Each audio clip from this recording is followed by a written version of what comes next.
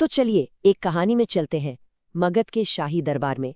शुंग सम्राट देवभूति पूरी तरह से ऐशो आराम में डूबे हुए हैं और उनकी ही नजरों से ओझल परछाइयों में एक खतरनाक महत्वाकांक्षा जन्म ले रही है। ये कहानी है उस राजवंश की जिसकी बुनियाद ही धोखे और खून पर रखी थी।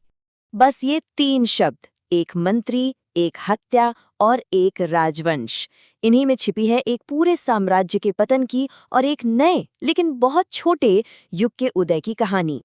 तो चलिए इस साजिश की गहराई में उतरते हैं।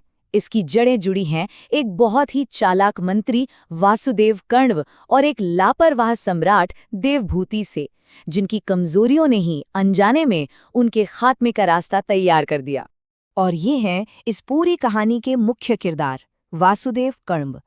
वो सिर्फ एक प्रधानमंत्री नहीं थे, वो एक ऐसे रणनीतिकार थे जिनकी नजरें सीधे सिंहासन पर थीं और वो बस सही मौके का इंतजार कर रहे थे।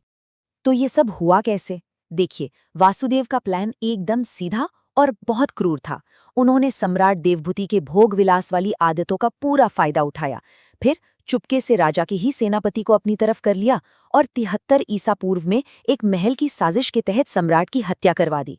सिंहासन खाली था और वासुदेव ने उसे हासिल करने में जरा भी वक्त नहीं लगाया। ताज तो वासुदेव ने पहन लिया, लेकिन धोखे से हासिल किया गया सिंहासन अपने साथ एक खतरनाक विरासत लेकर आता है। उनके राजवंश की ये खूनी शुरुआत बहुत जल्द ही उन्हें परेशान करने वाली थी और इसके नतीजे भी विनाशकारी होने वाले थे। सत्ता संभालने के बाद वासुदेव ने वही किया जो कोई भी शासक करता है। उन्होंने अपने बेटे सुशर्मा को अपना उत्तराधिकारी बनाया। उम्मीद तो यही होगी कि उनका वंश आगे बढ़ेगा, फलेगा, फूलेगा। लेकिन कहानी में एक भयानक मोड़ आता है। वासुदेव ने जो हिंसा के बीज बोए थे ना, उसकी फसल उनके अपने ही घर में उगी। सुशर्मा ने अपने ही पिता की हत्या कर दी। विश्वासघात का जो चक्र उन्होंने शुरू किया था वो पूरा हो गया था और इसने इस नए राजवंश को शुरुआत में ही बुरी तरह से कमजोर कर दिया। और यही कण्व वंश की कहानी का सार है कि धोखे से पैदा हुई शक्ति अपने विनाश के बीज अपने अंदर ही रखती है। तो इस अंदरूनी लड़ाई का नतीजा क्या हुआ? यही कि कण्व वंश का शासन बहुत छोटा और बेहद अस्थिर था। वो इतनी हिंसक तरीके से रखी गई नींव पर कभी भी कुछ स्थायी बना ही नहीं सके। जरा इन राजाओं के शासनकाल पर नजर डालिए, कितने छोटे छोटे हैं। कुछ तो सिर्फ 1 या 2 साल ही चले। ये इस बात का साफ संकेत है कि इस राजवंश के अंदर हमेशा ही कितनी उथल-पुथल और कमजोरी बनी रही। हाँ, ऐसा भी नहीं है कि उनकी कोई उपलब्धि नहीं थी।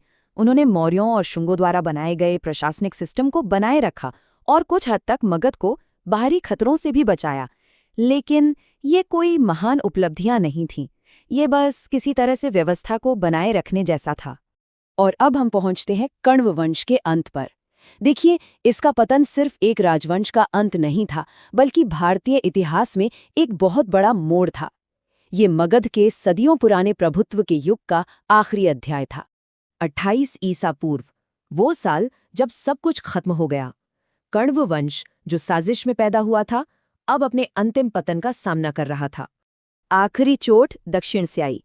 उस समय की उभरती हुई शक्ति सातवाहन राजा सिमुक ने मगध पर हमला कर दिया। अंदर से तो ये राजवंश पहले ही कमजोर था, वो इस हमले का सामना नहीं कर सका और अंतिम राजा वासुदेव द्वितीय को उखाड़ फेंका गया। इस घटना का ऐतिहासिक महत्व बहुत गहरा है। कण्वों के पतन के साथ ही मगध ने उपमहाद्वीप के राजनीतिक केंद्र के रूप में अपनी स्थिति हमेशा के लिए खो दी। सत्ता का केंद्र अब दक्षिण में सातवाहनों और उत्तर पश्चिम में इंडो यूनानियों की ओर चला गया। सचमुच ये एक युग का अंत था। तो कण्व वंश की कहानी हमें एक अहम सवाल के साथ छोड़ जाती है। क्या विश्वासघात और हिंसा पर बनी शक्ति वास्तव में कभी टिक सकती है? शायद इसका जवाब इतिहास ने खुद ही दे दिया है।